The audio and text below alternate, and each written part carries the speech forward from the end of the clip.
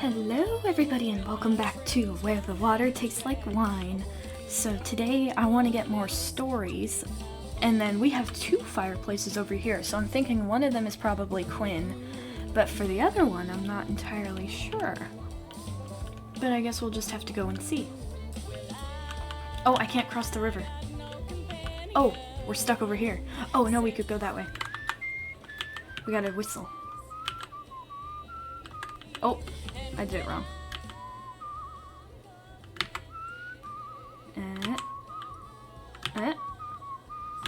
Okay, there we go. Alright, let's cross. There we go. Oh, did another story spread?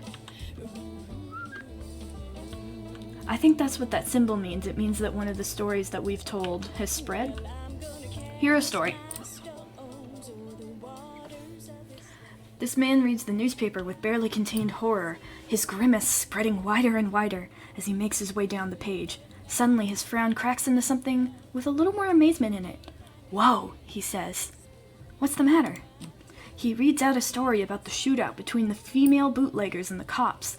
You're shocked. It's the story of the woman arrested for bootlegging, but with some bits changed. "Do you think this really happened?" he asks. "Well, we know it didn't. They were just arrested. There wasn't a shootout, but why not? Everyone deserves a little amazement in their life." "Oh, yes." He shrugs. "Sounds like nonsense to me for sure," he says. "The stuff they print these days." Oh, okay. He didn't believe it. Oh, that's fine. I just spread fake news, but that's okay. I'm the one who spread the story in the first place, or at least I think I'm the one that did. Should we hitchhike? Hey, I'm a giant skeleton, let me in your car. Aw, I'll just step on the road. Take that, cars. I want to meet someone else. I like Quinn. Quinn's amazing, they're such a sweetheart. But I know there's other people we can talk to. I'm not sure which one is Quinn and which one is not. I know that Quinn said they were going to be in Ohio. So I think we'll have to be careful with who we click on. We'll get these 4 stories and then we'll talk to these guys. Because Quinn already knows some of the stories, so if it's a new person, we can tell them more. The baby buffalo lies tangled by a fence, wire biting into its flesh. "Please," it says, "I must reach the sanctuary before they find me." The light here has a thin quality. Colors are oddly muted. There's a taste of something old in the air. Who's chasing you? They were hunters of my kind. I am the last born. Every year it repeats. I must run. They must chase. It is the cycle that lets my people survive. You hear hoofbeats. A ways back down the road, a cloud of dust rises. The buffalo struggles. "Please, help me." Of course I'll help you. The wire cuts into your hands, but you untangle the animal. The buffalo charges off as soon as it's free. "Come on." You glance behind. A trio of riders emerges at the head of the dust cloud. Run! You run alongside the buffalo. "Not far," it grunts. "Just ahead." You see the boundary, a line of rocks that mark the border, but the hoofbeats sound close. The ground dips, and the beast stumbles and falls. I'll be on you. What do we do? Second. Distract the riders or carry the buffalo? Can we carry a buffalo? I don't know. Carry it! You snatch up the beast and run for the boundary line. All you can hear is the pounding hooves and the whooping of the riders. They're on you just before you reach the line. You hurl the buff forward as you fall. Oh, did he make it? The buffalo crosses Oh, the thank line God. and returns with a defiant bellow. A primal sound that far outstrips its size. It drags its feet through the dirt, kicking up a cloud of dust. When it settles, The four are nowhere to be seen. You hear the distant clamor of a herd in motion. We did it! We saved the buffalo! Hell yeah! What does that heart mean, I wonder? Wait. Oh, I guess I can't tell. Alright, let's go to this story over here. I'm glad we saved that buffalo. I love buffalo. Well, everybody's got a water buffalo. Yours is fat. There's something wrong about this lonely farmhouse. The cows have unusual rain over the porch, and the open door shows a cow lying in the empty parlor. It's the cow's house. The Duh. flower boxes are still well tended, though. There's outgoing mail in the box. How strange. How did this cow afford a mortgage in this economy? The moment you step inside the fence, an old woman screams, Hey! Hey! This is private property!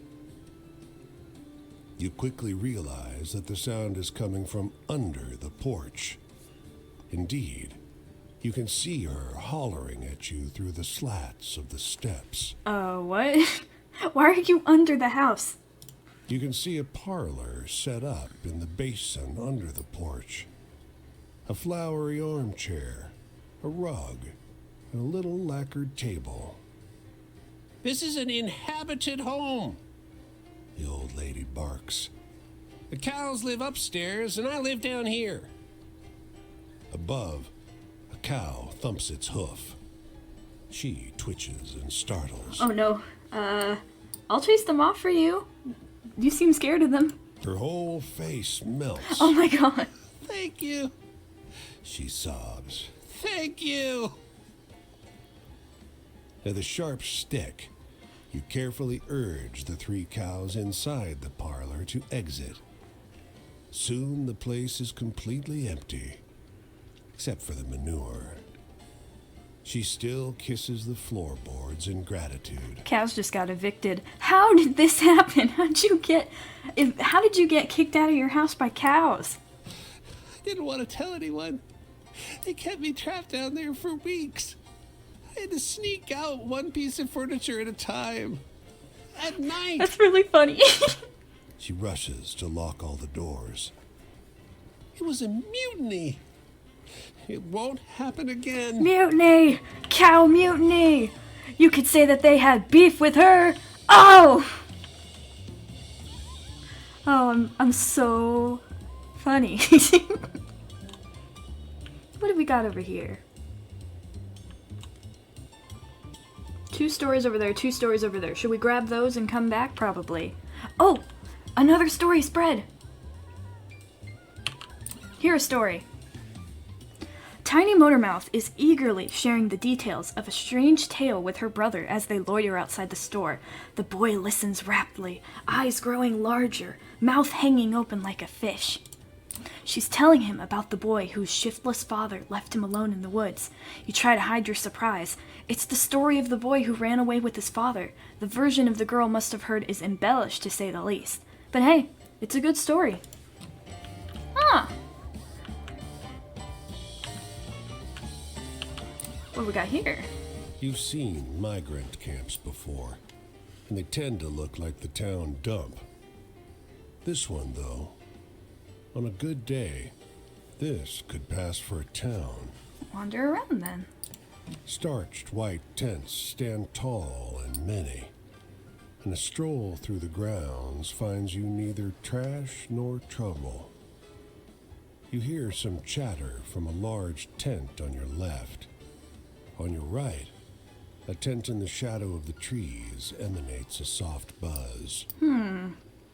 Let's go right. You pass through a shroud of flies into a curtained waiting area.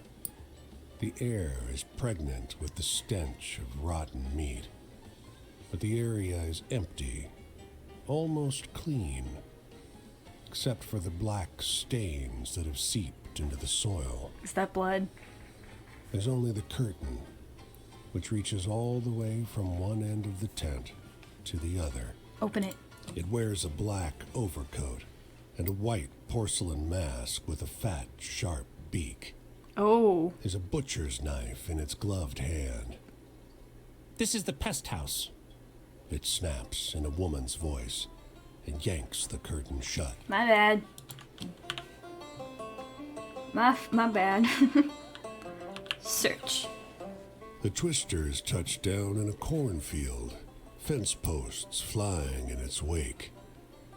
A huge black stallion charges toward the tornado. That's a brave horsey. On its back, a cowboy whips his lasso through the churning air, nearly matching the Twister's speed. His wild laughter carries on the wind. Sounds like they're having fun. God damn it, Bill! Another man hollers, clapping his hands to his hat to keep it from flying off. Quit being a damn fool! The man on the horse turns toward him and flashes a beatific grin before digging his heels harder into the horse's flanks. Beatific. What does beatific mean? 1 second. Beatific definition. Blissfully happy. Okay. I want to watch. His Stetson goes flying, caught by a gust. He doesn't seem to notice. He barks a single yee-haw as he stands in the stirrups, leaning into the whirlwind. In a moment, man and beast are enveloped in the storm. All you can hear is Bill's wild laughter. Well, goddamn. That dude is insane, but it sounds like he's having fun. The cowboy that ran into the storm. Oh, I mean, I guess you only live once, so if you're gonna have fun like that, might as well. Sounds like he lived, so that's gonna be a fun story for him to tell too. Alright, here's a story. What else we got?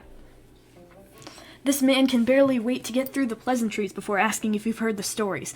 100% true, he says. I heard it from my nephew, and it happened to someone he knows as well.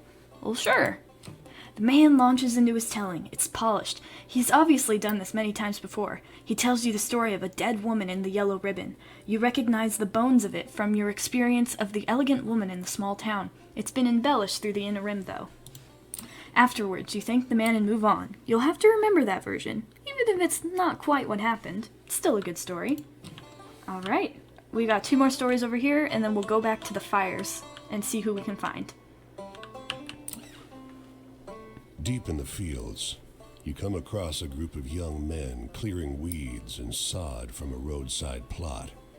Pitchforks flying, weeds dying. You almost don't notice that the dark lump beside them is a dozing boy, lying smack dab in the middle of their work. Oh. There's an odd frenzy to the way these boys are ripping the sod apart. When they notice you approaching, they jog over and stand silently between you and their sleeping comrade. What's going on? The youths share nervous looks. The oldest steps forward. Get going, he blurts, leveling a pitchfork at your gut. His hands are shaking. He seems serious. Dude, I'm a skeleton. You're not gonna hurt me. Is your friend alright? You step closer, and the ringleader loses his nerve. He died, He blurts. he was sweating and crying and he just fell over. They won't come get us with the truck till sundown. You realize now that the sleeper's been posed. The ashy shadow on his face wasn't cast by a tree. Oh, no. Oh, poor kid. Hopefully they can collect his body.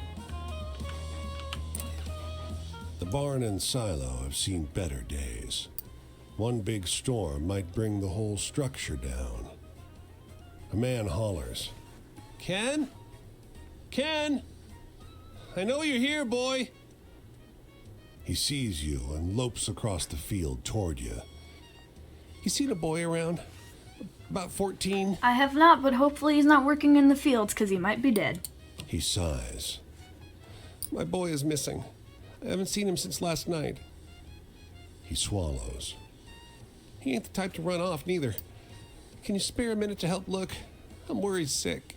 Check the roof. You climb the ladder and make your way across the roof.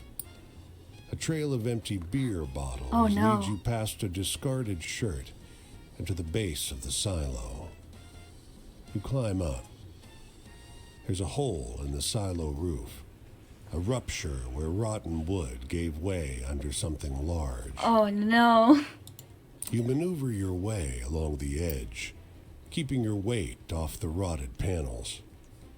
You poke your head inside. He's there, half submerged in the grain. He's been dead for half a day at least. Oh no, everyone's dying over here. The man's waiting at the bottom of the barn ladder. Anything? There's a spark of hope in his eyes. I can't lie, 'cause they'll find him eventually. Tell him the truth. He chokes back a sob. I told him not to go up there. I told him. He looks up at the tower, then turns to you, tears tracking down his grimy cheeks. Why didn't he listen? Oh, I'm sorry, man. That sucks. Some people just... Sometimes you have to learn the hard way, and unfortunately the hard way isn't always the safest way. I don't know, you know, that makes sense? Like, sometimes people don't realize that you were being serious or that something is really dangerous until they get hurt. And then they're like, oh, you were right to say don't do this or don't do that. Here's a story. It's break time at this half-finished bridge. The workers are gathered around a young man who sits on a bucket like a king. They listen raptly to his story about the storm generated by the gigantic bird. Oh! I'm guessing this is the one about the seagulls? I could be wrong. You realize it's the story of the massive thunderstorm, but heavily embellished. The young man on the bucket tells it masterfully, doing all the voices as if he's told it all this way 1,000 times before. What a story! It's nothing close to what actually happened, but this version is pretty good. You'll have an easy time remembering it. Ah. Alright, we've got 2 fireplaces, so let's go to this one first. Hello, Quinn?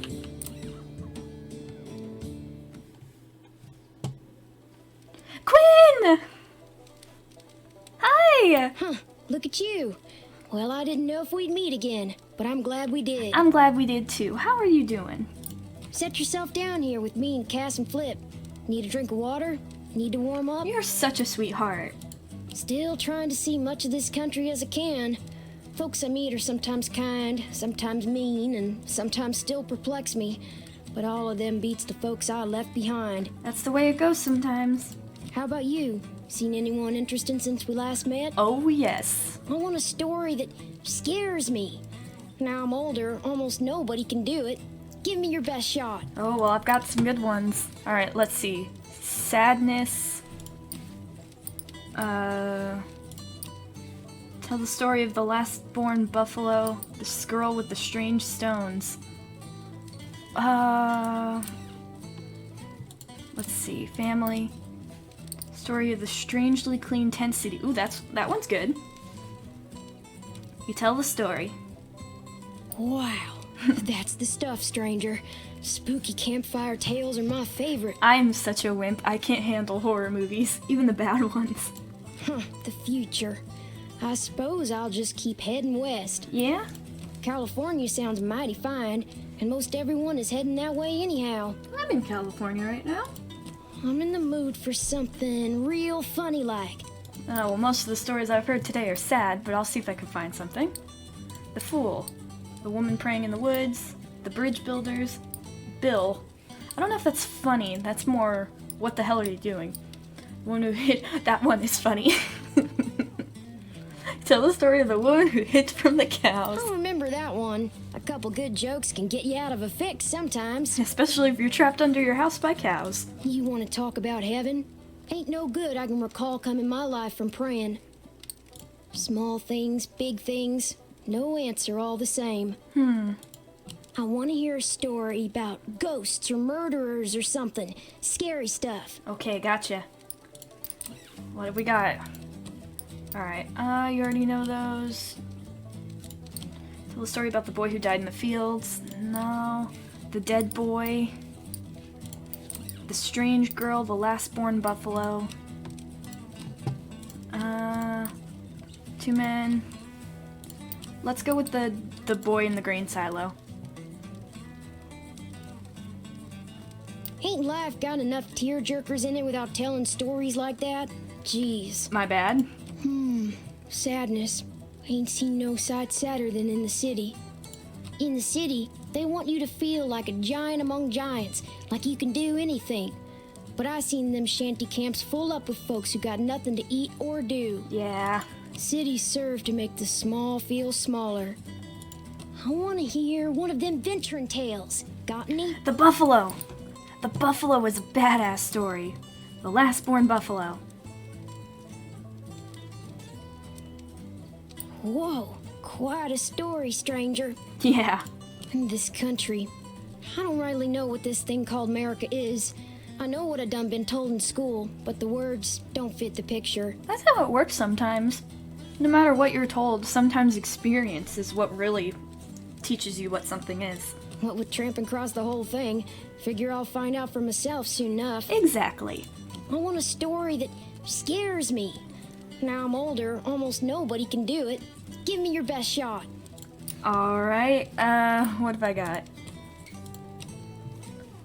Have I got anything left?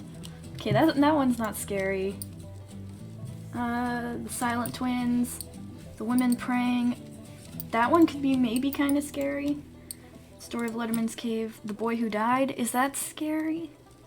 I don't know if that's scary. Whatever. The boy who died. Well, that sure was a downer. Give me a good venture tale instead any day. Yeah. Change. Change ain't coming, stranger. It's already here, so they say. The world's always changing.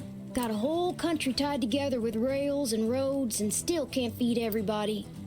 Between you and me, I think that ain't ever gonna change. Can or can't got nothing to do with it. Sadly, I think you're right. Aw, heck. The night's over already.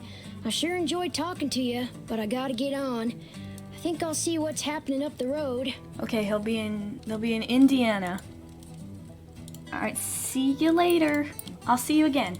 Sometimes I surely do wonder what'll become of this land. Well, you're gonna have to find out, huh?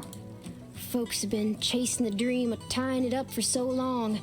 Now they got their wish. Things are worse than ever. Ooh. Maybe America was never meant to be held in your hand like this. Maybe. Who are we to say?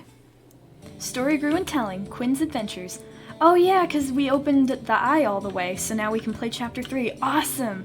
Alright, there's one more fireplace, right? Where is it? Hello? Oh, it's over there. We've got another story change over here as well. The man leans against the wall of his hardware store, smoking and chatting. They wave you over. You heard this one before? They launch into a group recitation of the whole group of boys who worked themselves to death in the cornfield, interrupting one another in their excitement to tell it. I just told Quinn that story. You recognize the story. It's the story about the boy who died in the fields, where no one could be called to collect his body. Someone's added to it in the meantime, though. What do you think? Asks one of the men, eyes bright. You think that really happened? I mean, in a roundabout way, yeah. Well, I'm not sure myself, he replies, but damn, it sounds wild. The story grew in its telling already. Alright, we're gonna go to that one. I think it's still... yeah. Cleveland, come down to Cleveland again. Come on down to Cleveland town, everyone. Alright, is this Quinn? I don't think so. Quinn is... where's Quinn? This was here already. I don't think it's Quinn. Maybe it's someone new. Franklin. Nothing left to do but smile, smile, smile. Hi, Why, Franklin. hello there. Look like that's a heavy bag you're carrying. Let me get that for you. I insist. Oh, that's really nice of you. You see this uniform? It means you can trust me to make sure this is the most comfortable journey you've ever had in your life. In this wheat field? Who am I? Well, I'm no George, I'll tell you that. But that's not important. This trip is about you, friend. Oh? You got any stories with a bit of excitement to them? Oh, yes. Let's see. Oh, yeah, we can tell you all the stories, George. Or no, Franklin. Sorry, Franklin. You said George, and my mind was like, George? Yeah, we can tell Franklin all the stories because we haven't told them any yet. Where's the cowboy? Where's the cowboy? The Cowboy Rider. That one's pretty exciting. Tell the story of Bill, the cowboy who rode into a storm. Didn't I hear that story on the radio? You told it better, though. I was there, so of course I told it better. If you're looking for freedom, just think about how magnificent a train is. How the railroad binds this country together. Hop on and go anywhere. I wish I could. I've only ever been on a train once, and that was like 5 years ago. I barely remember it. I fell asleep, I think. That's freedom. And that's my life. That's badass. You got any stories with a bit of excitement to them? You just asked for that, but sure, I'll find another one. Where's the buffalo? I really like the buffalo story. That one was my favorite so far. Quinn! Oh, I love Quinn. I want to tell someone about Quinn. The Letterman's Cave. The Rider. Where's the buffalo? Did I miss it? There it is, the buffalo. Last born buffalo. Woo, that's a wild one, all right. Oh, yeah. Home is where we go back to. It's where we belong. Well, I suppose that's one way to say it. But there's nothing wrong with spending a little time in the rest of the world every now and again. Yeah. You got any stories with a bit of excitement to them? You just want all exciting stories. The dead woman, the lighthouse keepers, the shiftless father who left him alone, strangely clean tent, the taxi, the seagulls.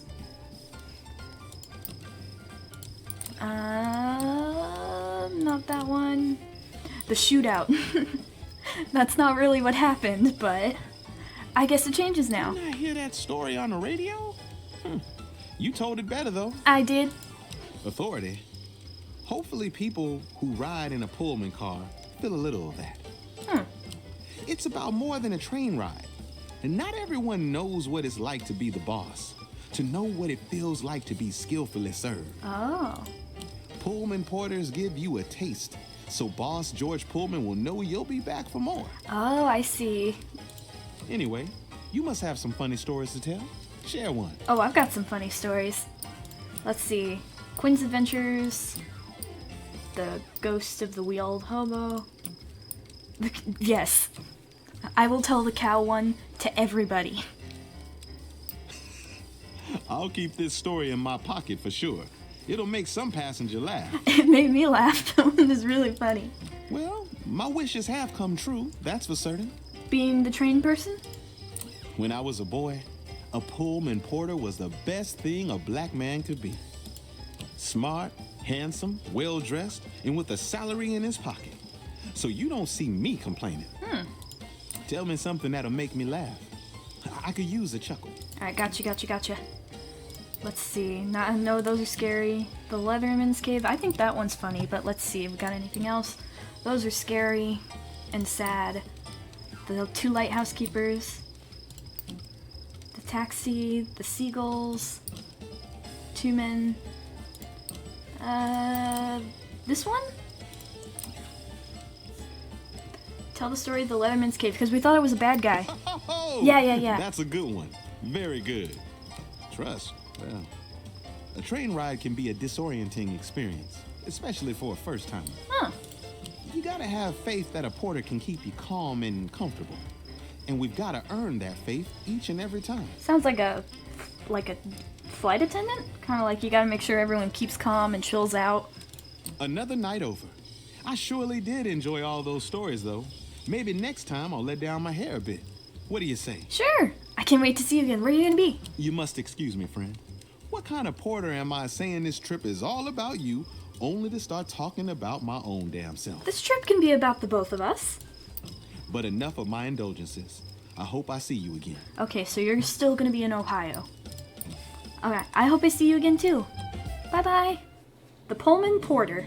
Just got an achievement for that. Awesome! Franklin Chapter 2 is now available. And Franklin's Travels. Awesome! So, I think we should gather more stories next time. We should make our way to Detroit and gather some more stories, and then see if we can meet more people at the fireplaces. Because I'm loving talking to people so far. Quinn is awesome, and Franklin is the first person we've met outside of Quinn, and I love them too. They're awesome. I like their stories and their attitude. They're like very upbeat. It's super cool. And it was super cool to talk to them. They really liked exciting and funny stories, where Quinn seems to be more varied. I wonder if it's like that with the others too, where each person wants different kinds of stories, or do they, like, switch around a lot? I don't know, we'll have to find out next time. Thank you guys for watching. If you enjoyed, please consider subscribing. Remember to take care of yourselves, and have a good day.